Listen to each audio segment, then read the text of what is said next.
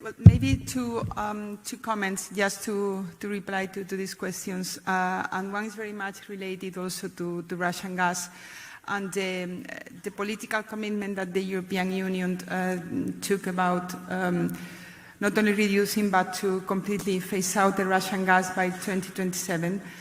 But obviously this is a process. Maybe so far I wanted to give you some figures. Traditionally we imported 90% of the gas that we consume in the European Union. 45% was Russian. Today this percentage has been reduced to 15%. So there is still Russian gas in the system. We are in this process. But obviously two important comments here. In the European Union, we are fully committed to achieve our decarbonization by 2050, where we plan to have 80% of electrification.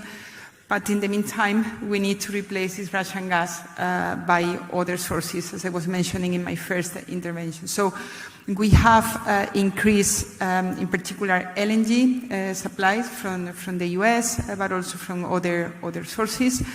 And also Azerbaijan, Algeria through pipelines. So we are working to diversify, basically. But to diversify and to have new sources of gas in the European Union, we need to do something that is essential, is to adapt our internal infrastructure to get more gas in the European Union in the time, not more gas, but the gas that we need to replace from Russia. You'll know that gas coming from Russia came basically through a pipeline, also LNG. What we have done in the European Union, we are working with, this is a word that is not finalized yet, is try to make sure that the essential interconnections are working in order that gas can flow, in particular in those countries who had more dependency from Russian gas.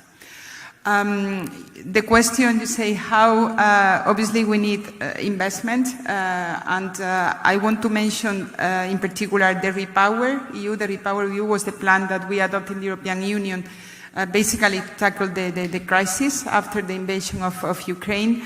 And we dedicated additional money, in particular to some specific strategic infrastructure on energy. We dedicated 20 billion to that from the EU budget, but also some member states have individually dedicated money to installation of some floating LNG plants in order to get this gas from other sources and to ensure energy security in the European Union. So maybe to sum up, diversification from gas, from other sources that is not Russia, and also our obligation to get our structure, our interconnection adapted to make sure that this gas can flow within the European Union, in particular to those countries that has more dependency from gas. And in this sense, we have also our regulation, our Connecting Europe facility with a specific project of common interest.